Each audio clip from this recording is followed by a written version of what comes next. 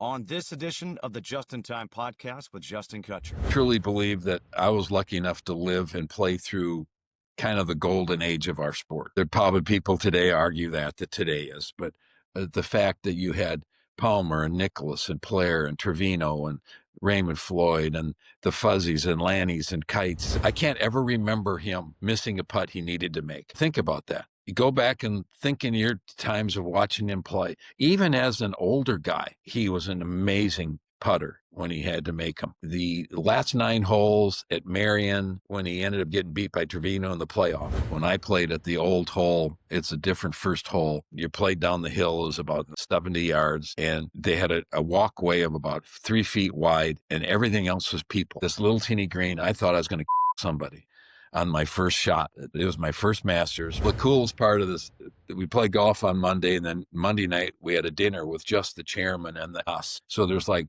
10 of us at this table, and it's like the Hall of Fames of Hall of Fames, right? Arnold got up and gave a toast to the new champion, which is, I still get goosebumps thinking about it. It was really cool. The greatest sports moments happen in seconds, but the stories behind them are timeless. Dive into the mind of the icons who live those moments. No filters, just authentic conversations about the moments that define careers. I'm Justin Kutcher, and this is the Just in Time podcast. Welcome to another episode of the Just in Time podcast with Justin Kutcher. For the first time ever, we're doing a show on the road. That is right. And I'm joined by 2-time U.S. Open champion, a 3-time All-American at Florida, of all places, and maybe the biggest Wisconsin Badger fan of all time, my broadcast partner, Mr. Andy North. Andy, thank you so much for joining me. I really appreciate it. Thanks. It's going to be a fun time, and then you're going to have to sit next to me for 5 hours later on this afternoon, so we'll see how that goes. I thought about sitting next to you right now, but I'm like, he might get sick of me, so let's do this over this instead. Perfect. Well, hey, I mentioned it just off the top. You are the biggest Wisconsin guy I know. You live and die with your Badgers. So how does a kid from Wisconsin end up going to play golf at Florida? Well, I mean, that was, I think, really pretty simple. One, I wanted to go someplace warm.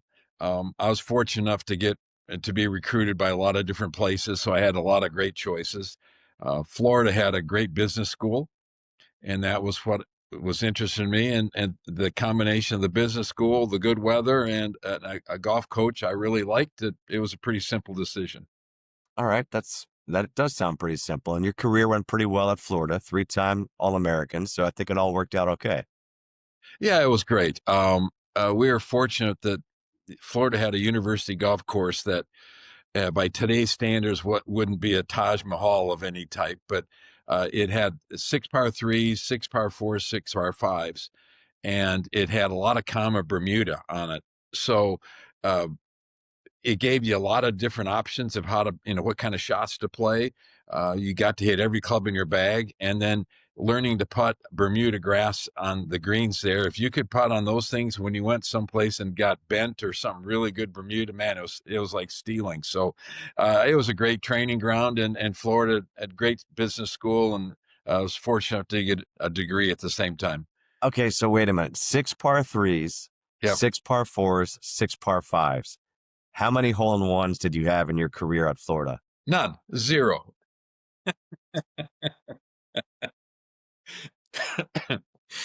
I love there it. weren't enough par 3s. So I want to talk about your golf career and everything, but just working with you in the past and talking with you, I know how big of a sports fan you are, and I love it. And the fact of the matter is, your dad was a high school football coach, was a high school basketball coach. What was, or what is, your first love? Oh man. You'd have to probably say golf was up there someplace, but I'm a football geek. I'm a basketball geek. I will love watching people who are great at something do their thing. And I don't care if it's ballet or water skiing or whatever it is. I just think it's cool to watch the best do their thing and how amazing it is. But I do love football and basketball, obviously. We've had great runs at Wisconsin over the last 25 years. We've had a lot of really good teams, a lot of fun guys, and I've gotten really close over the years to the coaching staffs and a lot of guys. The number of 18, 19, 20-year-olds that I was involved with when they came to Wisconsin that now are 40 and 50 and 60, and their kids are coming. It's been a really cool run. Now, correct me if I'm wrong. You actually coached football at Wisconsin? Yeah, I was involved. Dave McClain was the head coach. We got to be great buddies. Um, so I was actually involved in day-to-day football operation stuff for about 6 years. And then unfortunately he had a heart attack at 48 years old, and that changed the whole direction of the program for a while. But it was really a blast. I still get together. I was at a tailgate 2 weeks ago with a bunch of my guys from the 78, 79, 80 recruiting classes that, are now, shoot, they're talking about retirement and stuff. I mean, I must really be getting old, but, it's really cool, the relationships you make, and being around all these young people all the time keeps you fired up and excited and energized. And I think it's really valuable. What were you coaching? Uh, First year I worked with the defensive backs, and then after that I was wide receivers and worked with the offensive coordinator.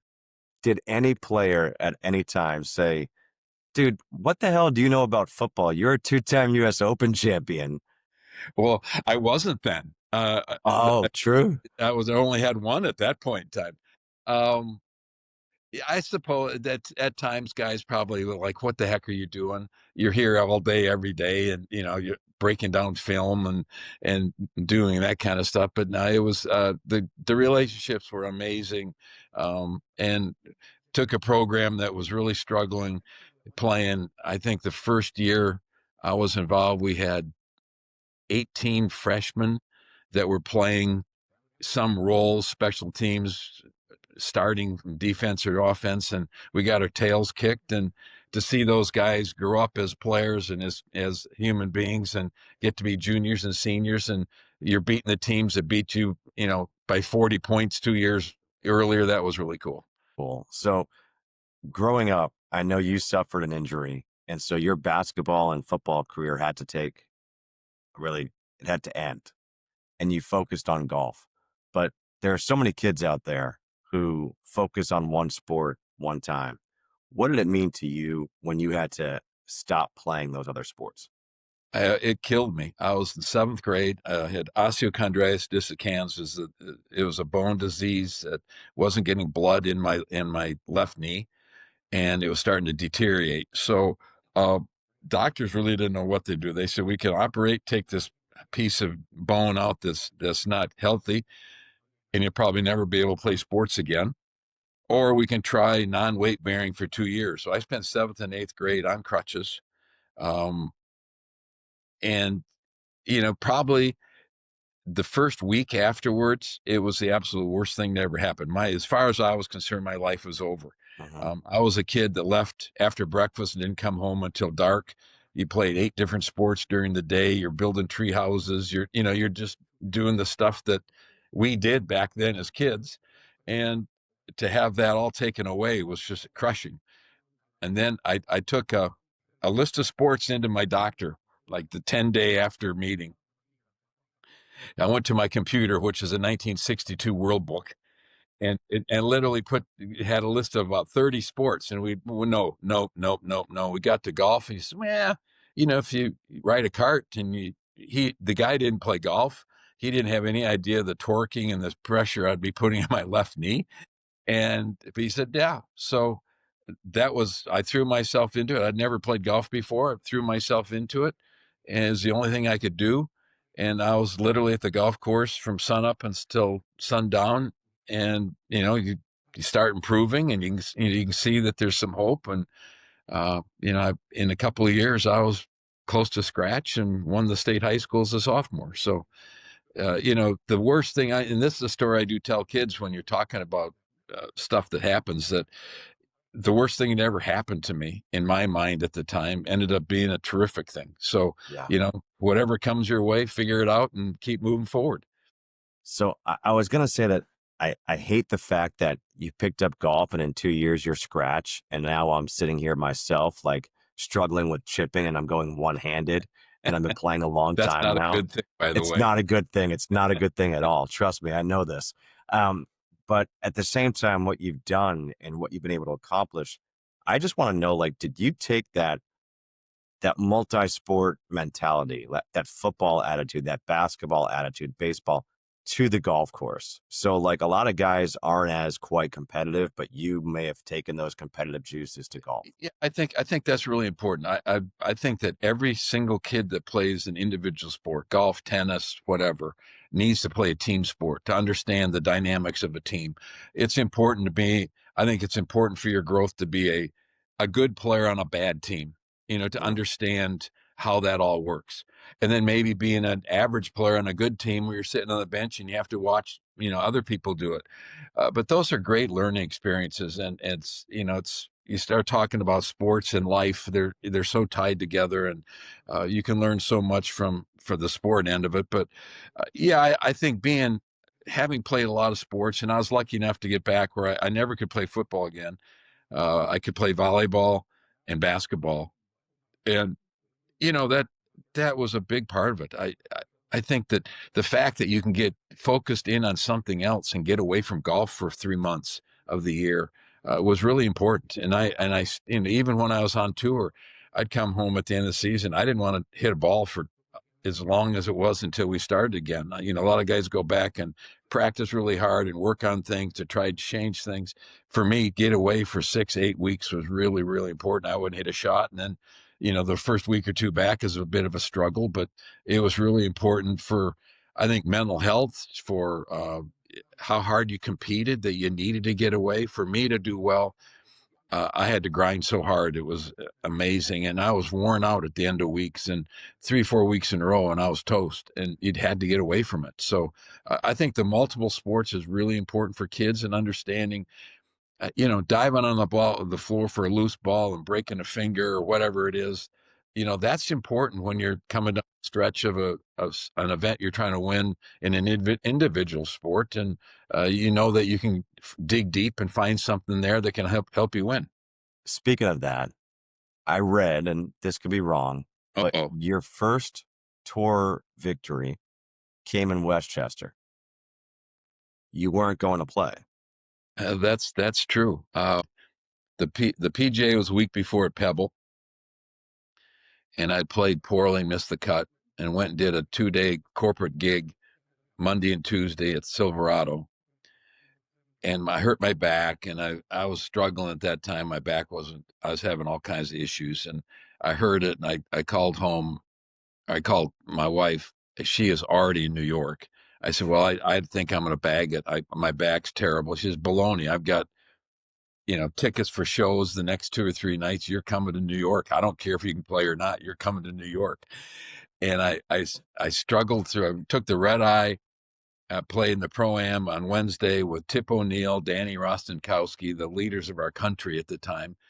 And we got rained out after like about 7 or 8 holes, and sat in and spent the whole afternoon with these guys, talked for 3 or 4 or 5 hours afterwards. And, you stumble through the first couple of days, your back starts feeling a little bit better, and, all of a sudden you win the golf tournament. So, you never know what's going to happen. That's why you keep grinding away, trying to just get to the next day and see what happens. The real question, though, is did you get to go to those Broadway shows? Oh, yes, of course. Trust me, I was sitting there very happy to be there. And yes, once you get roped in, that you're a newlywed, you'll figure all this out. That, yeah, Yes. if your wife's bought tickets, you're there. So that's a My problem is if she buys tickets, I take after my dad and I'll probably fall asleep and start snoring. And then she'll never want to take me a good again. move either, by the way. You have to figure out how to stay awake during those things. She was smart enough. She took the first shows. And that was about the time, it was the first shows that we really went to much Broadway, that she took me to some really fun, you know, energetic kind of stuff. So they thought, oh, this is pretty good. Not some serious deal that you'd never want to go to again. So she was smart about that. So what was that first win like when you you overcame the adversity. Again, like it goes back to almost like your whole life. You overcame the adversity. You didn't want to play, you're hurting, and yet you come away with a victory. Well, I think at that point in time, that was my fifth year on tour.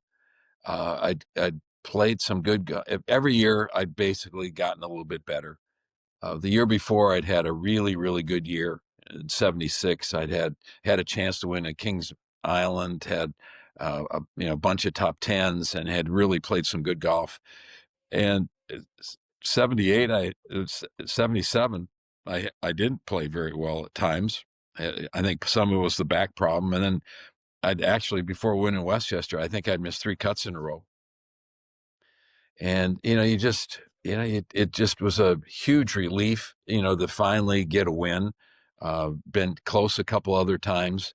But just that, now you knew you could do it. I think that's the big thing. You knew you could do it, and but your friends are all winning tournaments and, that kind of stuff. So it was nice to finally get it done.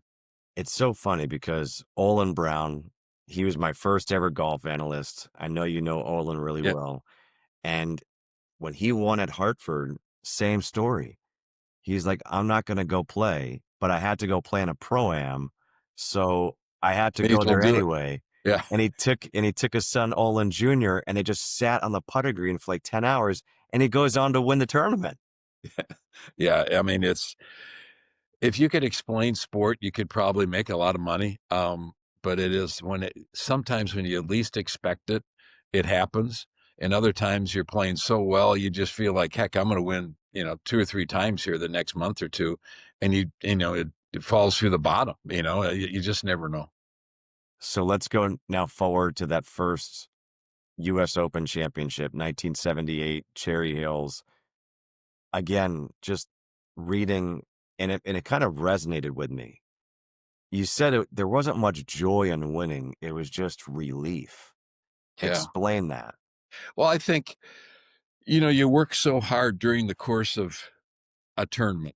Forget about all the work you put in before that you're just so relieved when it's finally over. You're grinding so hard, and you don't know if you can get to the finish line, and things are getting a little get sideways, as it always does. It's never easy. You never got a big enough lead. You're never far enough ahead. It's hard to win.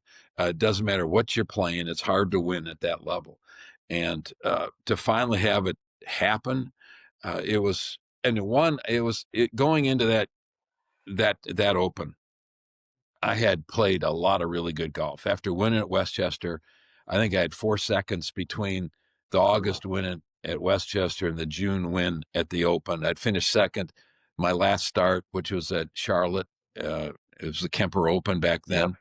Played at Quail, had a week off, and then went out to Denver early to get used to the altitude, and just, kind of everything fit together pretty well. I played really well all week long, and then got four ahead with 4 or 5 holes to go, and then that didn't hit another shot. I made a birdie putt at 13. I had a caddy, Gary Crandall, that caddied for me for this whole period of time. That we'd always play these games and we'd talk stupid stuff, but I'm lining with this putt at 13. It's about a 15-footer, and I think it was to go to 4 ahead. And then line it up, you're getting kind of half cocky, talking to each other. It's, make this thing's over. So I ended up knocking it in to get 4 ahead, and literally never laid the club on it the rest of the way. I mean, if we had another hole, there's no way I'm going to win the Open. I mean, I was terrible. I couldn't, after playing 67 great holes all week long and being in complete control, it's like they unplugged the energy because you already got too far ahead of yourself. And I mean, I was lucky to get in. What should have been a really fun last 2 or 3 holes was not. And that's maybe why it was such a relief to finally get it over. Was it the nerves kicking in or like the No, thought process you of know what? It's just that you lost that edge. You lost your focus, your concentration a little bit. And all of a sudden I hit 2 or 3 shots I hadn't hit all week long. And, somehow made a couple of pars coming in to win. I mean, it was a mess, but thank heavens I was 4 ahead at that point when that happened. So speaking of your caddy, what is he doing at that time? Because people, I think, forget that, caddies, they're there, they have a job to do, but their salary is relying upon what you, the player, does. So how Yeah, do they he was kind he of was Gary was always really good in those situations, and we talked a lot of different stuff and tried to keep it pretty light. But when I hit it in the bunker at the last hole and needed to get it up and in out of the bunker to win, uh, our kind of mantra that whole year was I felt like I was the best bunker player on tour. And every year the players would vote at the end of the years, and Player would get it or Chi or somebody. But I felt like I was the best bunker player on tour. And so we're walking. It could have been a really bad situation. Walking up there, and I look at it, I said, "Hey, this is a chance to get some more votes." Which is the fact that you're actually thinking about something like that instead of panicking. Probably was very. I hit a nice bunker shot about 3-4 feet below the hole, exactly where I wanted to, and then luckily slapped it in. That's awesome. That's awesome. Wow. I've always wondered because golf is such a crazy game where you could be going so well for so long and all of a sudden it disappears. And you're like, what just happened? And how do I get it back? And the fact that you came up and you were thought about the whole, hey, I'm the best bunker player in the world. Let's get some more votes.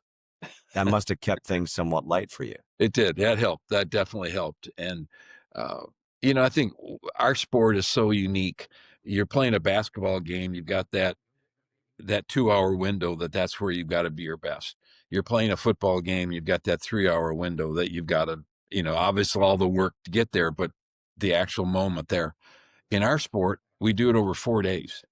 So you can be really good one day and you wake up the next day and your body doesn't work or whatever.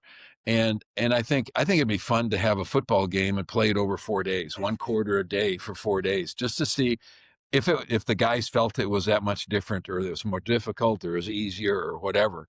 But I think that'd be pretty cool to see that you've got to sleep on the lead. You've got to sleep, worrying about your 2 touchdowns down. You've got to worry about that. I mean, the hardest thing about, I think, winning a golf tournament on tour is that, you're so fired up because you're playing well at the end of the first day or the second day that it's hard to get enough sleep.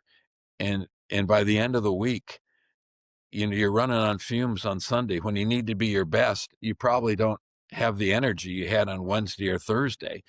And I think that's why the great ones are the guys that are able to win so often, so frequently. The Tigers, the Nicklauses, the Watsons, the great players of our time. Speaking of those players, when you come out onto tour, and a lot of those guys you just mentioned are basically peak of their greatness. Yeah, that was cool. That was I mean, you're a sports fan, so yeah. I what think is it like? I think for me, I truly believe that I was lucky enough to live and play through kind of the golden age of our sport. There probably people today argue that today is, but the fact that you had Palmer and Nicklaus and Player and Trevino and Raymond Floyd and the Fuzzies and Lannies and Kites and I mean tons and tons and tons of really really Hall of Fame players that you got a chance to play against, and you got a chance to play against your heroes. Jack and Arnold were my heroes. For when I was 14, 15, 16 years old, waiting for a ride to go home at night, putting at 8:30 at night, you're putting 5 footers to win the U.S. Open to beat Arnold. You've been hitting Mhm. 5 footers to beat Jack at the Masters. I mean, that's how you played these games with yourself, and to finally get a chance to do it was absolutely amazing. I mean, one of the proudest things of the Open in '78 is that I had the lead basically the whole week. On Saturday, I played with Nicklaus. On Sunday, I played with Player. They both won majors that year. And to not only win your major, but to beat two, maybe the two best players in the world at that time, or two of the top players in the world that time to win it, that meant an awful lot to me. Who was the first person to come up to you, like a player wise, to say After, congratulations? after winning, Yeah. it's a great story. Well, maybe it isn't, but I thought it was. Bob Rosberg, who was with ABC, who was walking with our group, He walked out on the green and said, "Congratulations and thank you." I said, "What do you mean, Rossi?" He said, "First of all, I've got an outing tomorrow. We didn't need a playoff. That had cost me a bunch of money. And oh, by the way, my wife had you in the pool and she won a whole bunch of money and you went in. That was that was not, hey, awesome win, whatever. This is what we're doing."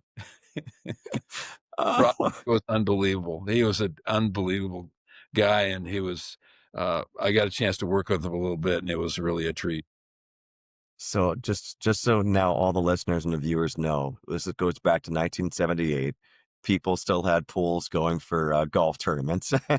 That's right. That's exactly right. This is not a new Actually, phenomenon. actually, I think it probably was the ABC pool. The television people usually had these pools. So, oops. How about that moment of, I always like to ask, whether it's basketball, baseball, football, that pinch me moment where you're like, oh, I'm actually playing against these guys. It's not that I'm like a fan anymore. I'm playing against them. So what was it for you?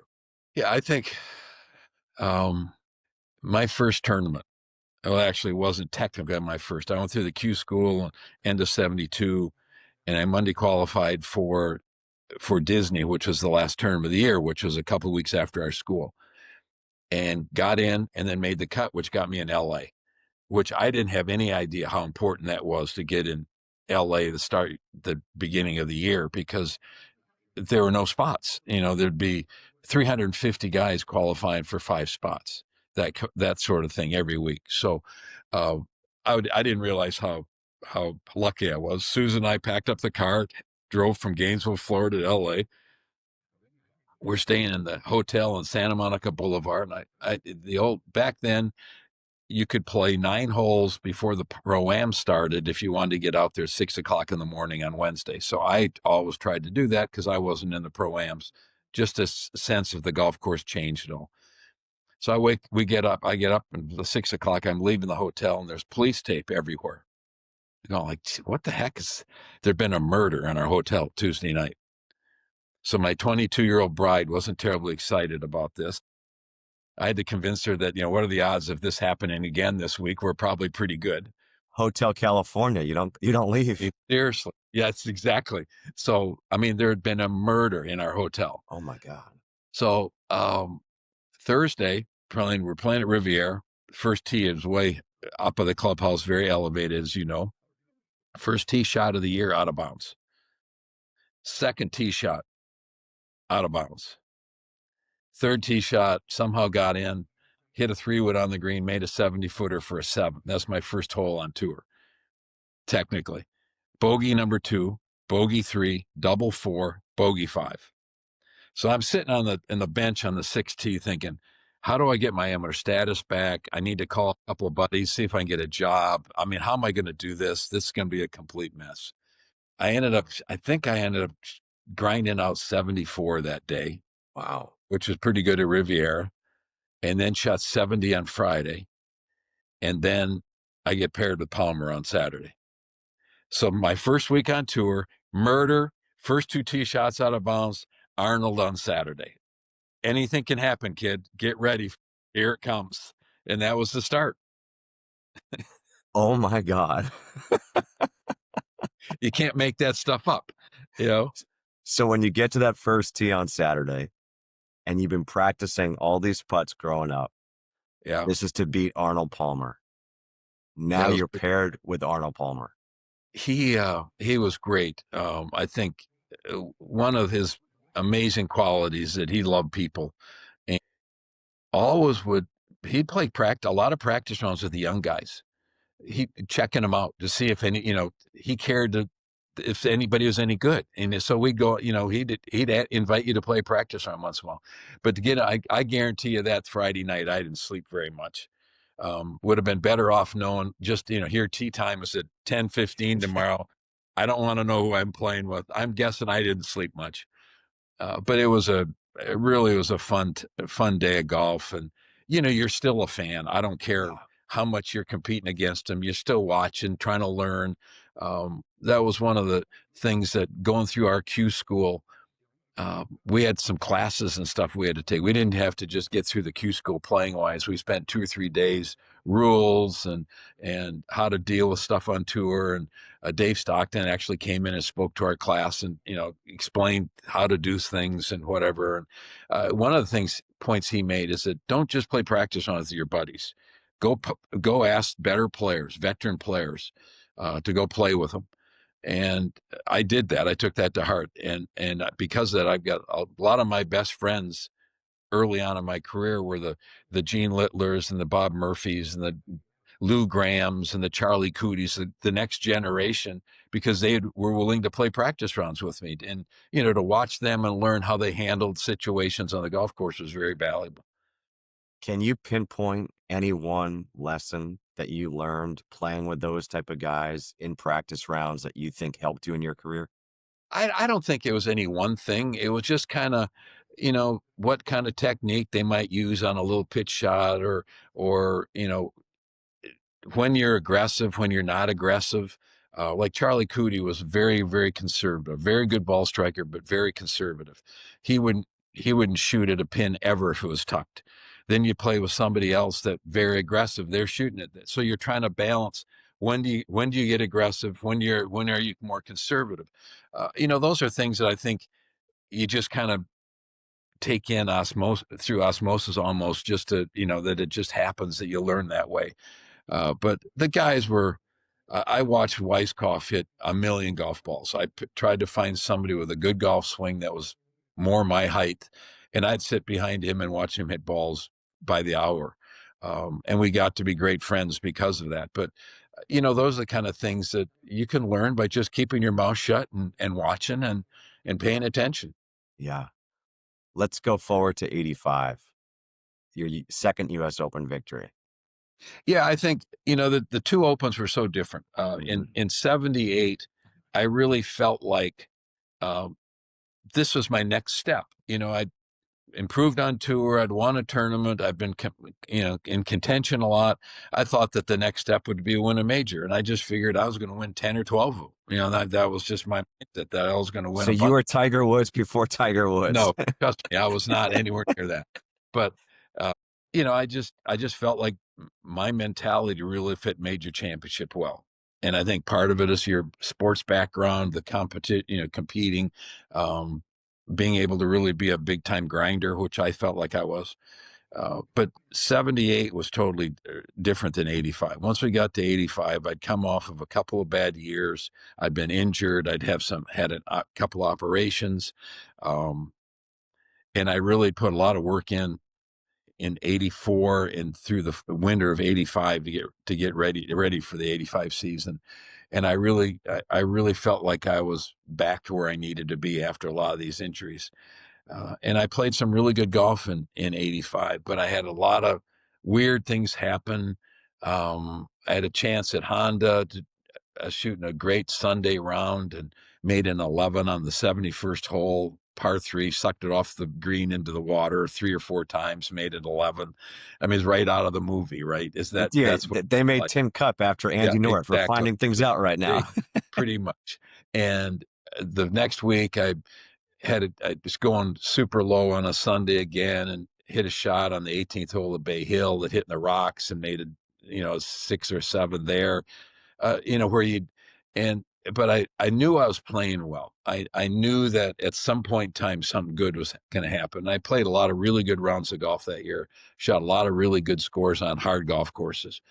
And I missed the cut the week before at Westchester and went to Oakland Hills early and practiced Sunday and had a really great week of prep. And, just one of those weeks where stuff worked and I played really, really well. I played with Johnny Miller and David Graham the first 2 rounds, and Friday afternoon, Johnny, it takes credit for this. He says, "Man, you're playing well. You can win this thing again." As we're leaving the scorer's tent, and he's reminded me that a few times that he said that, like it was all Johnny. It had nothing to do with me playing. It was all Johnny at the time. But it was a week that I really hit the ball exceptionally well all week long. I think going into Sunday, I was number one in greens, number one in fairways. I mean, I really was on top of what I was doing. And it came out on Sunday and had absolutely nothing. I couldn't lay the club on it. I was terrible.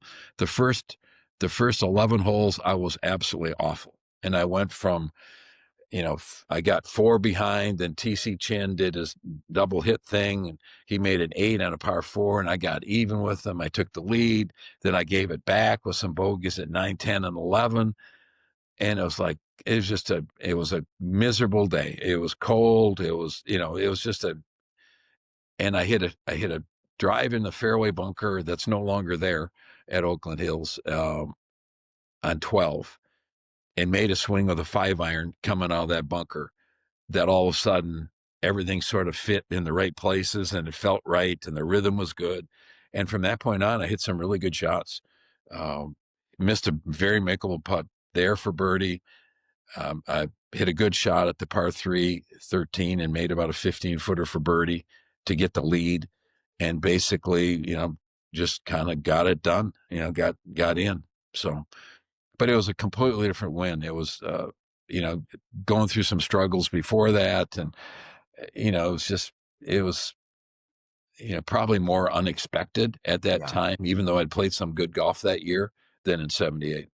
It's funny what I find the common denominator between both is it was a bunker shot that helped you win. Yeah. So it was the on 18, the 72nd hole in 78, and then now it's the fairway bunker shot in 85. Well, and then I hit a great bunker shot on 17 that probably won me the golf tournament.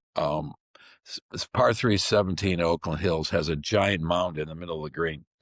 And I'd spent a lot of time on that green early in the week in practice rounds. And, one evening, I probably spent an hour on that green one evening, chips, bunker shots, putting. And if the pin was on the right side of this mound and you hit it on the left side of the mound, you weren't going to make a 3. The closest you could get it was like 15 feet. So you'd have to make a 15-footer for a 2-putt. And I told myself I was good, on Sunday, if that was there, I was going to miss it to the right. You could hit it on the 18th tee, 75 yards to the right of the green, and have a better chance of making a par than you were 60 feet left on the green. So I actually hit it in the right-hand bunker, sort of semi on purpose. And then hit a great bunker shot, almost made it. And, got to the last hole, the 1-shot lead. And fortunately that when I hit a great drive in the fairway. And when I was over getting ready to hit my second shot, I had a 2-shot lead. So I knew I could make bogey and still win, which I did. Talk to me about that feeling when you're coming down the stretch. Okay, so you've got a 2-shot lead. What are the nerves? What's your heart rate? Like, you don't have a Whoop band on at No, that time. no, I think the biggest thing is that, the reason you've gotten to this point is that you're probably concentrating pretty well. So if you can stay in that same place, you don't really feel a lot of this other stuff. Now in 78, I did, because I got ahead of myself. In 85, I didn't. They always, stay where your feet are. Well, yeah, that's easy to say, but, and stay in the moment, that sort of stuff. But I think I did a better job of that in 85 than I did the last holes at 78, probably because I went through it in 78, and that was a nice learning experience. So in 85, when you won, was there more excitement or relief? There was a lot of excitement because I'd played so poorly, and going in the media center that evening was very enjoyable because there'd been a lot of guys who'd written a lot of crap the 3 or 4 years before that. Um, and it was, it was nice to go in there and be able to stand up and say, listen, I proved a whole bunch of you guys wrong. That's a great feeling. But I think in any time, guys talk about the elation of winning and the excitement of winning, but it's like, it's just, there's a big deep breath, and it's like exhale. It's like, phew, that's done. And I think you enjoy it a lot more, an hour or two afterwards. Mhm. But at that moment, it's just relief that, you're finished with the grind. Okay, so I didn't ask the question, but when you win your first tournament in Westchester, when you win your first U.S. Open, when you win your second U.S. Open, where are your celebratory dinners, or what are your celebratory drinks? Oh, I'm I had Westchester. Your wife We, had already planned for a Broadway show that yeah, night, so yeah. We were our youngest daughter, our oldest daughter was, how old would she have been? She'd have been like 2.5. Um, so there's no cell. I'm you can't sleep. your It, dad. I never could sleep on Sunday nights after Okay. terms. Never. It didn't matter if I won or lost. If you play, you couldn't turn your brain off ever. So you just roll. You never sleep. So I didn't sleep much that night. Watson came to the room about 10 o'clock. Um, we were very close with he and his wife, and that was just kind of nice congratulations, whatever, and that there wasn't like some big party, some deal. You had stuff to do the next day. I had an outing the next day I had to do there in Westchester, and after I won the Open at Cherry Hills, I flew from Cherry Hills that night to. My wife wasn't with me there. She was about 8 months pregnant with our second. Oh, wow. And I flew to Montreal, got on there about 4 in the morning and did an outing the next day. And then did an outing the day after that, some other place. And then did an outing on Wednesday, some other place. And then ended up flying up to to Canada to play. So there was no celebrations at all. They had some great celebrations at home. Yeah. There are champagne corks you found in the bushes for the next 2 years. But yeah, I mean, there's never been those kind of celebrations, and yeah, you kind of move on to what's next, which I always had things to do the next day. I had outings, every single one of those the next day. So I think it's pretty cool. You just mentioned how Tom Watson came to your room in 77 to Yeah. congratulate you, and you guys were close. And if I'm not mistaken, you were an assistant captain for him with the Ryder Cup, right? Was it Yeah. 2014? Yeah. We're good friends for a long, long time. Our two caddies grew up together and knew each other in Hartford, came on tour at the same time. And so we played a lot of practice rounds together. And um, he was on his way to the airport in 78, came back and was at the 18th green to meet me afterwards in 78 for the Opens, which is pretty, that's pretty neat. But, Yeah. the coolest thing that this outing I did the day after 78 was the chairman's outing, it was called. It was the company that sponsored the Canadian Open. And the chairman would have an outing to bring his closest and best in, and he invited 8 of us. And I was like the young throw-in that I had agreed to this, months before the winning the Open. But it was Arnold, Jack, Watson, Trevino, Ray Floyd. I mean, it was like, and then me. It was like, oh, okay. Well, the coolest part of this, we played golf on Monday, and then Monday night we had a dinner with just the chairman and us. So there's like 10 of us at this table, and it's like the Hall of Fames of Hall of Fames, right? Yeah. And Arnold got up and gave a toast to the new champion, which is, I mean, I still get goosebumps thinking about it. It was really cool. Ah, I can't imagine. Like, think about you signed up for that so far in Yeah. advance. And then you're actually the guy because you're coming off the US Open victory. Yeah, that's pretty wild, isn't it? But Oh, that's so to sit around cool. that table with those guys and have them appreciate your accomplishments, that's really a special deal. And so they're appreciating your accomplishment. Yeah. Meanwhile, how are you not fanboying them, Of asking course, them of course questions? we are. I mean, absolutely are.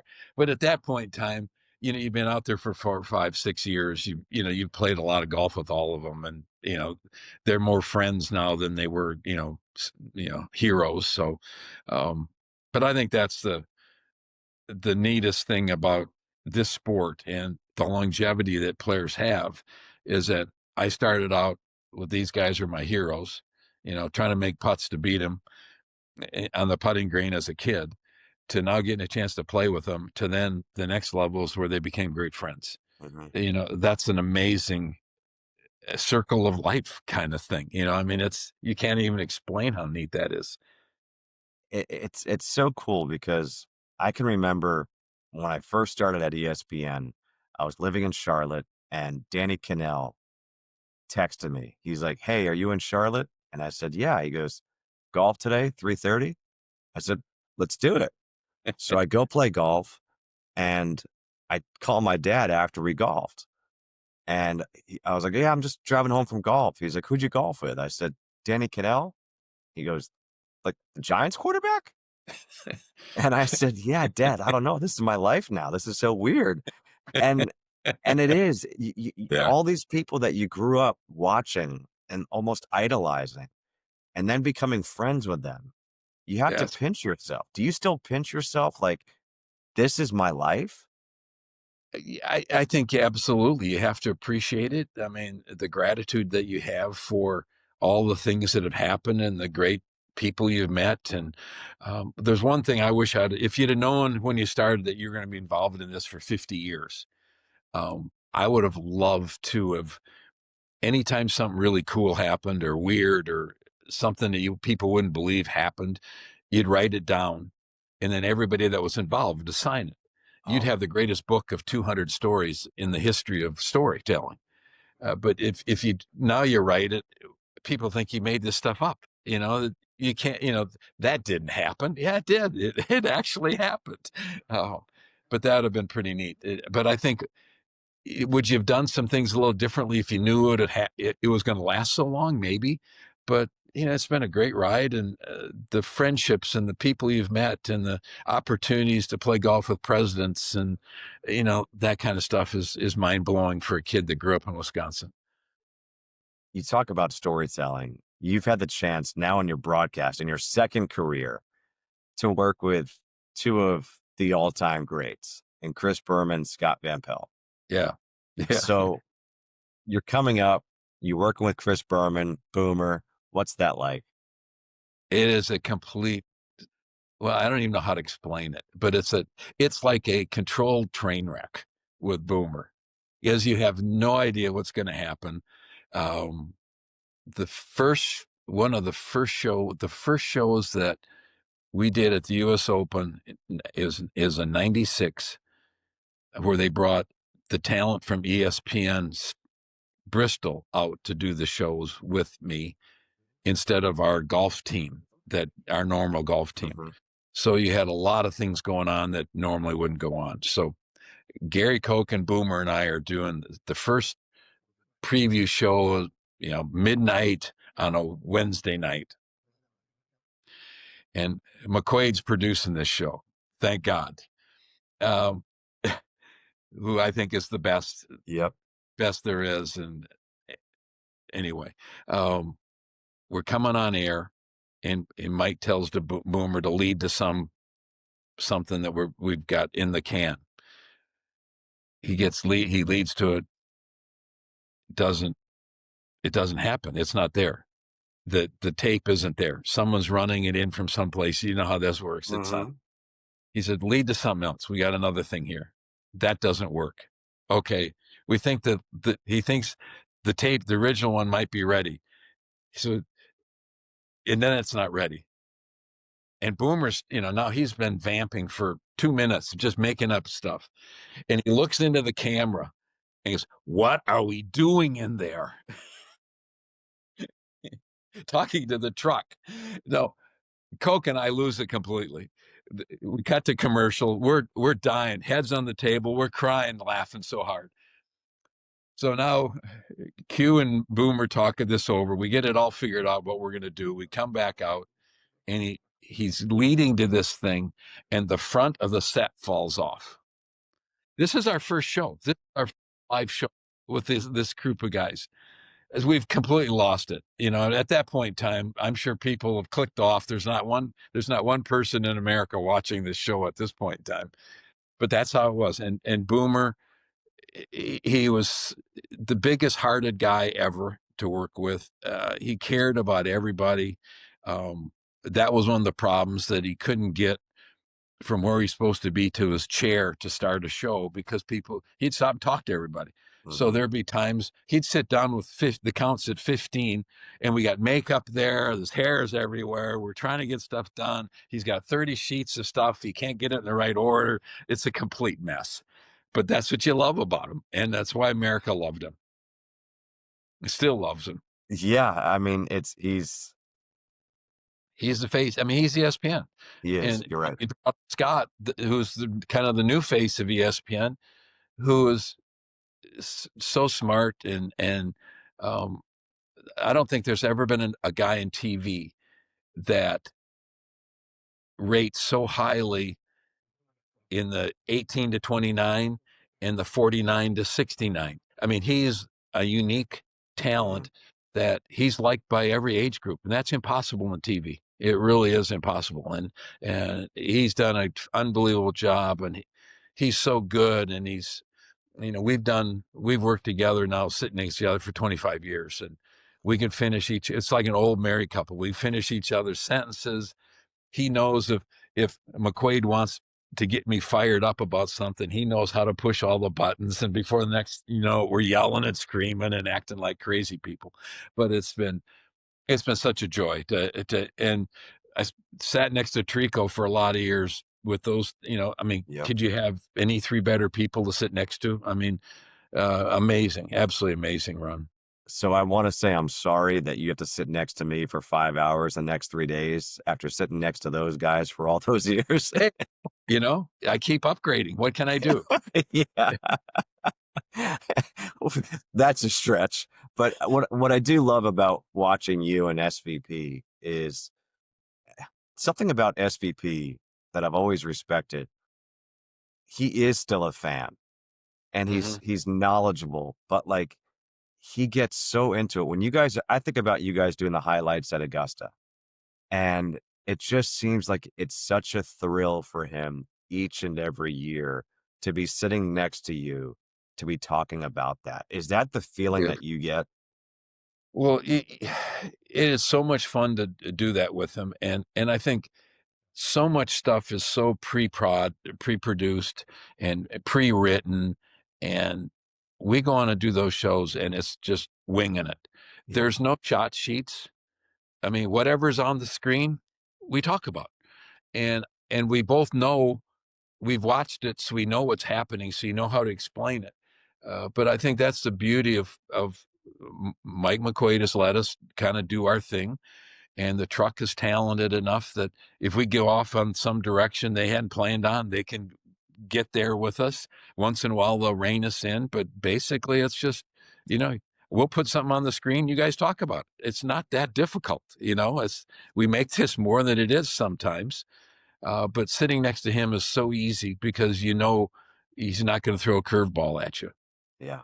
You're basically hitting 85-mile-an-hour fastballs right down the middle, which is really nice. Um, and all those guys that we talked about, those three guys, I think one thing that makes them so great is that they truly want their guy sitting next to them to be great. So it's not about them. It's about helping their guy sitting next to them do the best they can do. And Mhm. that's a rare talent in TV. And all three of those guys had it. So I don't want to throw you a curveball now, but You will. You I will. end all my podcasts with a segment called This Just In. And so it's rapid fire questions. You can take as long as you want with the answers. I might follow up. Favorite Badger of all time? Probably, yeah, there's been so many that I've gotten close to. Probably Pat Richter. He was a three-sport, nine-letter winner when I was growing up. He's 6, 7, 8 years older than I am, so he was a guy that I looked up to as a kid. Um, could have played Major League Baseball. Got drafted, I think, by the Senators. Played for the Redskins. Was a good basketball player. Played for Wisconsin. Lettered 3 times at Wisconsin basketball. Wow. And this is back at a time where you couldn't play. Freshmen couldn't play, so Right. he maximum number of varsity letters you could possibly get. And then went into the business world, ended up being our AD, and has been a great friend for 60 years. That's awesome. Okay. You went to Florida. You were a 3-time All-American. Florida versus Wisconsin in football, basketball, or badminton. I don't care. Who are you cheering for? Uh, well, I've had that actually happen. We played Florida like 3 times in basketball. We had a home and home with them, and then we played in the tournament. And I've caught a lot of grief showing up in Wisconsin stuff. And oh, by the way, you're in the Florida Hall of Fame. Yeah, true, true. Um, I wish them the best every time they play, except one time. And we've had some amazing games during this period of time, back and forth. They beat us to go to the Final Four in New York on a last second running three from about 30 feet. Or we beat them. It's been a really fun run. You've played in the Ryder Cup. You've won multiple U.S. Opens. What is the scariest tee shot you've ever had to hit? The first tee shot at the Ryder Cup when they announced you represent the United States is not easy. Um, but honestly, the most nervous I've ever been, and this is going to sound so stupid, and I've said this multiple times at the Masters, the par three on Wednesday, when I played at the old hole, it's a different first hole.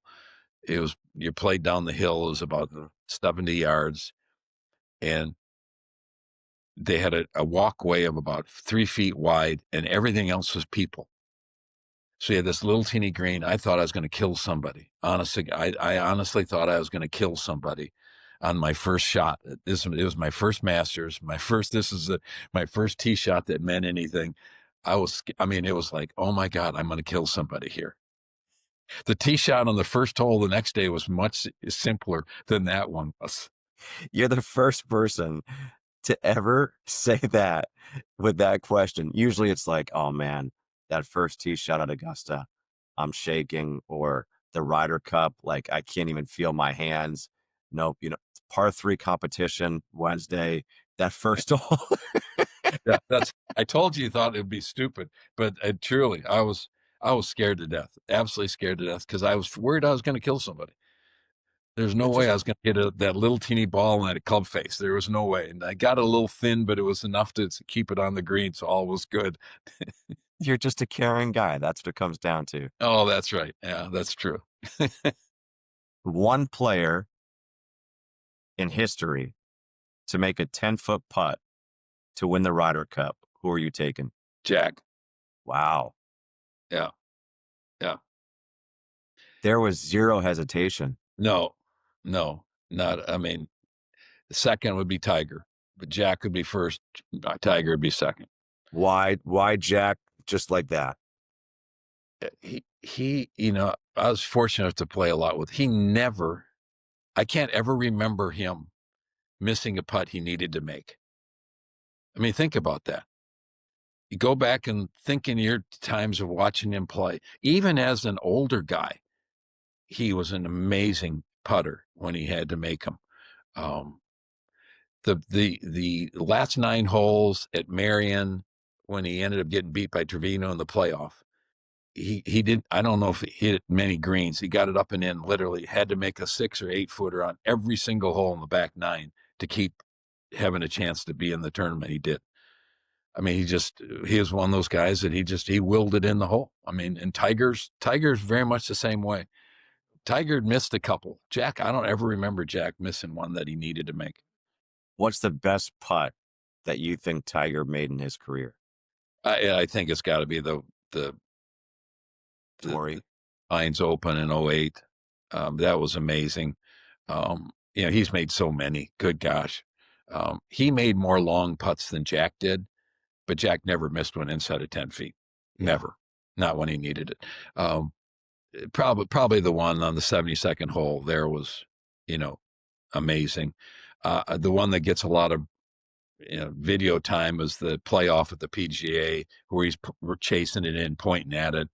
But I think the one to make a putt on the last hole on those greens at Torrey Pines, the close up of that ball, I mean, it went in. It was amazing. It was something amazing. But yeah, he's made his share. There would be a lot to pick from. Oh man, Andy, this was so much fun. I appreciate you taking the time. I love working with you. It's honestly, it is really a highlight for me to be able to sit next to you in the Well, booth we're and call golf and just hopefully hear your hopefully stories. the next 3 days. There's a lot of stuff going on with these kids that we don't know what's going to happen. So this is one of my favorite weeks of the year. Mine So too. I look Mine forward too. to the next couple of days. So thanks. Awesome. Thanks, Andy. Really appreciate Appreciate you. it. You got it. Yep. See you in a Okay.